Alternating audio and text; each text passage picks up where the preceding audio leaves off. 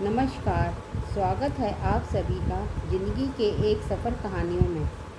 आज का शीर्षक है बंदिशें। इस कहानी में विवेक बाबू बैंक में मैनेजर पद पर थे। उनकी पत्नी सुकन्या स्कूल में टीचर थी। उनके एक पुत्र और एक पुत्री थी। पुत्री का विवाह हो चुका था। पुत्र विवेक सरकारी पद पर नियुक्त था। विवेक की शादी मोना से हो जाती है। दोनों की अरेंज मैरिज थी। मोना भी नौकरी करती है। मोना की सास घर पर अपना रोब रखती है।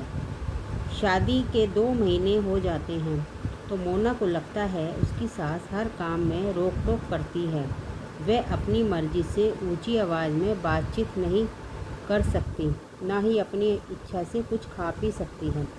घर में सभी लोग उससे डरते हैं और उनकी हाँ में हाँ मिलाते हैं। एक दिन मोना का मन आलू की सब्जी और पूरी खाने को करता है। इतने में उसके पति और ससुर जी भी कहते हैं कि हम भी यही खाना खाएंगे।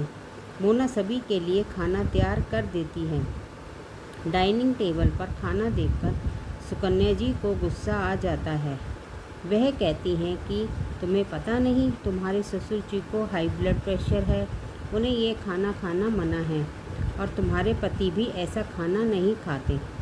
तभी मोना बोली, मम्मी जी मुझे नहीं मालूम कि आप ऐसा खाना नहीं खाते, आगे से ध्यान रखूँगी। मोना अपने कमरे में आ जाती है। उसका मन बहुत उदास हो जाता है। उसे अपने मायके की याद आती है। उसका संयुक्त परिवार जिसमें मम्मी पापा, दादा दादी, चाचा चाची और 6 भाई बहन मिलकर सभी अपनी अपनी पसंद का खाना खाते हैं। उनके घर में तो हर दिन त्योहार की तरह होता है। सभी लोग हंसी मजाक करते हैं, किसी पर कोई पाबंदी नहीं है। लेकिन ससुराल में सास के सामने हंसी मजाक भी नहीं कर सकते। ऐसे में बहुत घुटन होती है। विवेक भी कमरे में आ जाता है।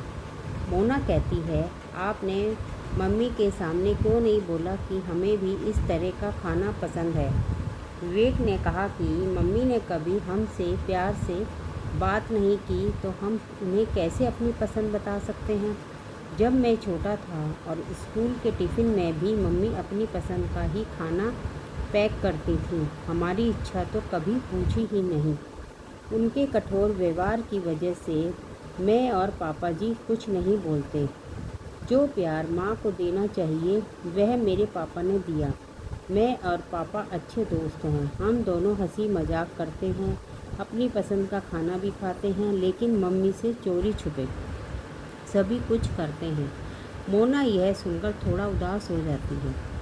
एक दिन उसकी सास बोलती है कि तुम शाम को तैयार रहना, हमें एक रिश्तेदार के घर खाने पर जाना है। वहाँ मोना उनकी बहुओं से हंसी मजाक करती है तो यह देख उसकी सास को बहुत गुस्सा आता है। वह वहाँ तो कुछ नहीं बोलती, लेकिन घर आकर मोना को बहुत डांटती हैं और कहती हैं कि तुम्हें ज़रा भी तमीज़ नहीं है, तुम किस तरह वहाँ सभी से हंसी मजाक कर रही थी। मोना को गुस्सा आ जाता है। वह कहती हैं, मम्मी जी मैं पढ़ी लिखी हूँ, लेकिन आप तो पढ़ी लिखी होकर भी पुरानी सोच रखती हैं। लेकिन मेरी सोच आपकी तरह नहीं है। जब से इस घर में आई हूँ यही कहती हैं कि यह मत करो, यह मत खाओ और ज़ोर से मत बोलो। मेरी भी अपनी कुछ इच्छाएं हैं। मुझे हंसी मजाक पसंद है क्योंकि मैं खुश मिजाज हूँ। आपको शायद अकेले रहना पसंद है, लेकिन मुझे तो सबके साथ हंसी मजाक करना और मिलजुल कर रहना पसंद है। सुकन्या जी चुपचाप बातें सुन रही थी। उन्होंने कहा कि कभी तुम्हारे ससुर जी और पति ने भी मुझसे इस तरह बात नहीं करी। दोनों मेरा कितना सम्मान करते हैं, कभी ऊंची आवाज़ में बात नहीं करते।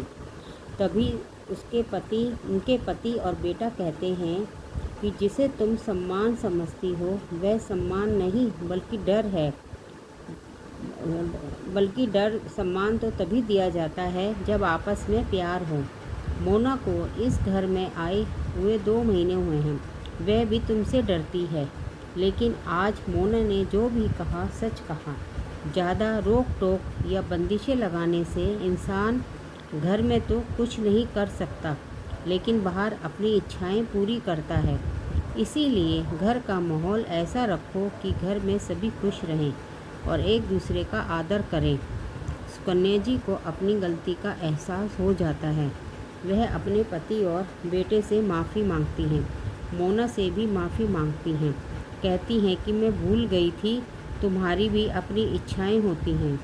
मैं भी तुम्हें अपनी तरह बनाना चाहती थी, लेकिन तुमने ही मुझे बदल दिया। यह सुनकर सभी हंस पड़ते हैं। उनके घर में भी सभी हंसी मजाक और अपनी अपनी पसंद का खाना खाते हैं और सभी खुशहाल ज़िंदगी व्यतीत करने लगते हैं। कृपया करके इस चैनल को सब्सक्राइब करें, लाइक करें और ज़्यादा से ज़्यादा शेयर करें। धन्यवाद।